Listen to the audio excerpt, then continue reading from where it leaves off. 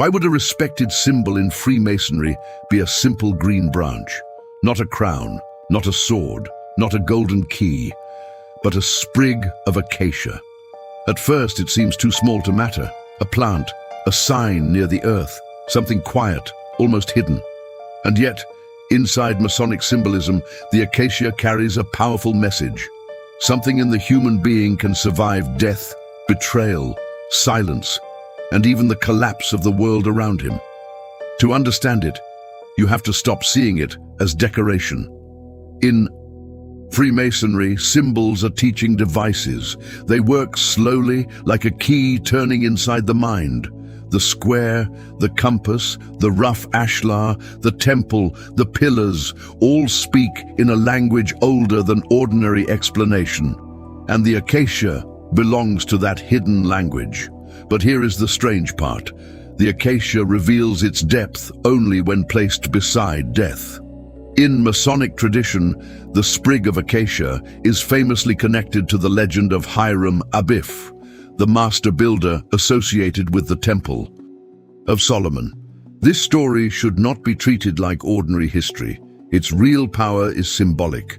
Hiram represents the master principle inside the human being: integrity, sacred knowledge, loyalty to truth, and the refusal to betray what must remain holy. In the symbolic drama, Hiram is confronted by men who demand something they have not earned. They want the secret without the transformation, the word without the wisdom, the result of initiation without the inner work that makes a person worthy of it, and Hiram refuses. This is the first great lesson. Sacred knowledge is not merely information. It is not something you possess by memorizing a phrase or collecting a sign. Real knowledge requires discipline, moral strength, and inner alignment. Hiram stands for the part of us that will not sell the sacred for comfort, fear, approval, or survival. And because he refuses, he is struck down. Then comes the image that changes everything. The lost master is searched for. His resting place must be found. And there, connected with the place of death, appears the acacia, a living branch at the site of a buried mystery. This is why the symbol is so haunting. The acacia does not deny death. It grows beside it. It says, something has been lost here. But not everything has been destroyed. In many Masonic interpretations, the acacia represents immortality, incorruptibility, remembrance, and the survival of the soul beyond the decay of the body. The body returns to the earth, but virtue, truth, consciousness, and spiritual essence belong to another order. Albert Mackey treated the acacia as an emblem of immortality, while Manly P. Hall saw Masonic symbols as part of a wider initiatory language of the soul. But to really understand this, we have to ask a deeper question. Why a plant? Why not a stone, a flame, or a star? Because a plant is the perfect bridge between death and life. It rises from soil. It feeds from what is buried. A seed disappears into darkness before it becomes visible. Roots descend before branches ascend. Life begins hidden. That pattern appears everywhere in spiritual tradition. The lotus grows out of mud, but opens toward the sun. The phoenix rises from fire. In Christianity, the grain of wheat must fall into the ground and die before it bears fruit. In alchemy, blackening comes before purification and renewal. The acacia belongs to this same family of symbols. It says that the descent is not always the end. Sometimes the descent is the hidden beginning. And this is where the symbol becomes more than Masonic. It becomes perennial. The perennial philosophy suggests that beneath many sacred traditions, there is a shared intuition. The human being is not merely a body moving through time. There is a deeper essence within us, a spark, a center, an image of the divine. The Gnostics spoke of the divine spark. Hermeticism speaks of correspondence between heaven and earth. Kabbalah describes consciousness moving through veils. Esoteric Christianity speaks of death and resurrection as inner realities. In all of these systems, the same question appears. What part of you is real enough to survive the destruction of illusion? That is the question the Acacia asks. And maybe this is why the symbol still feels alive today. We live in a world obsessed with surfaces. We measure people by visibility, speed, money, influence, appearance, and noise. But the Acacia is almost the opposite of that. It is quiet. It does not shout. It simply appears beside the place where something sacred was lost. To me, this is where the symbol becomes genuinely beautiful. Because it does not offer cheap comfort. It does not say that life is easy or that truth always wins quickly. It says something stronger. Even when truth is buried, it can still be found by those who know how to look. And that brings us to the idea of the lost word. In Masonic symbolism, the death of Hiram is connected to a loss. Something is interrupted. Something that should have been transmitted is no longer available in its fullness. The word is lost, or at least hidden, and the initiate must now live in search of it. But what is the lost word? On the surface, people imagine it as a password, a secret name, a formula. Symbolically, it is greater. The lost word represents lost harmony between the human being and the divine order. It is the forgotten center, the living truth that cannot be stolen, only realized. That is why the unworthy cannot force it from Hiram. They can kill the body, but they cannot seize the word. They can break the vessel, but they cannot possess the essence. This is one of the most important ideas in real esotericism. Sacred things cannot be taken by violence. They can only be received through transformation.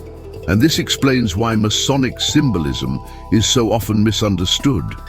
Many people think the secret is hidden in the object itself. But in initiatory traditions, a symbol is not a puzzle to be solved once.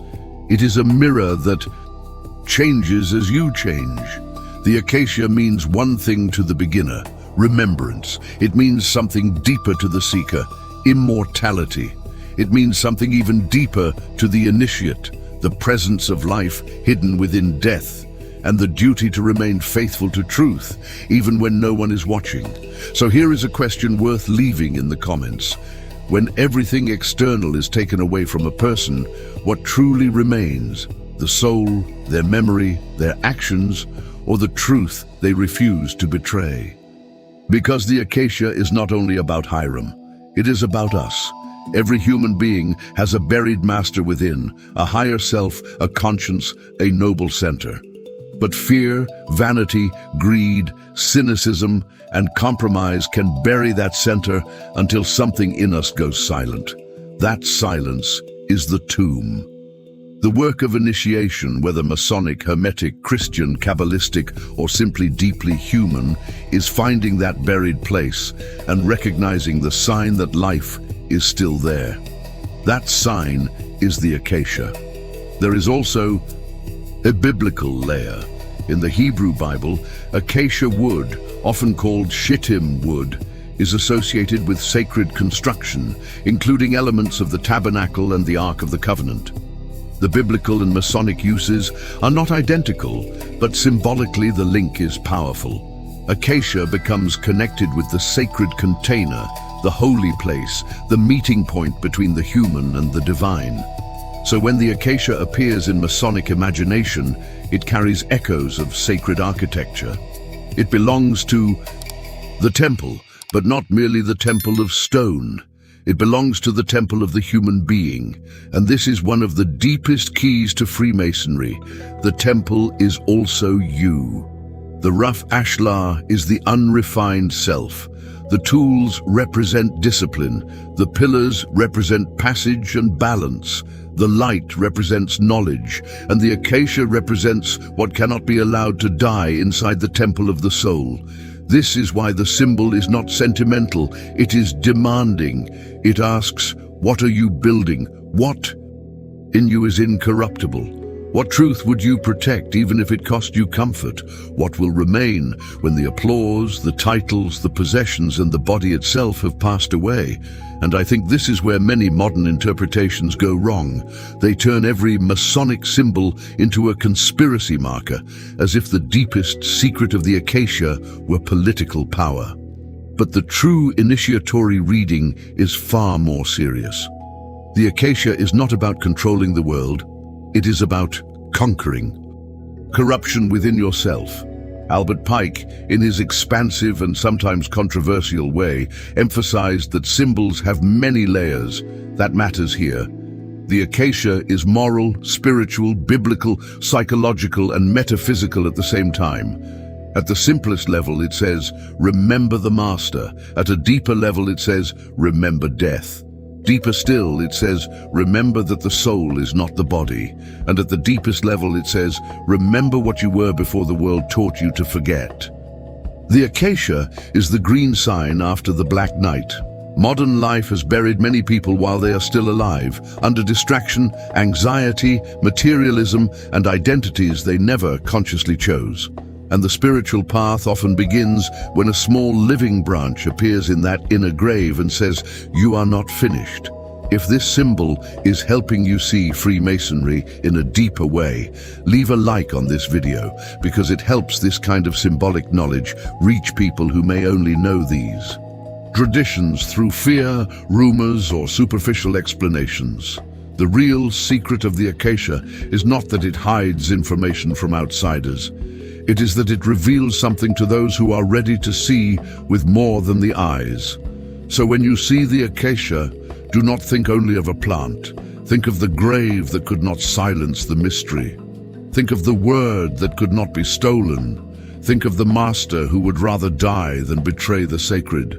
Think of the part of yourself that has been buried but not destroyed. And think of the life that still grows from the place where you thought everything had ended. At the beginning, we asked why a simple green branch could matter so much. Now the answer is clearer. Because the Acacia is not only a symbol of what was lost, it is a sign that the lost can be found again. And maybe the real question is not whether the Acacia has a secret meaning. Maybe the real question is whether we still have enough silence, reverence, and courage to understand it. Comment below which symbol you want explained next. The square and compass, the all-seeing eye, the blazing star, the beehive, or the rough ashlar. And if you feel that ancient symbols still have something to teach the modern soul, subscribe to the channel, share this video with someone who thinks deeply, and continue with the playlist appearing on the screen now. Each symbol is one more stone in a larger temple, and the next one may make that temple come alive.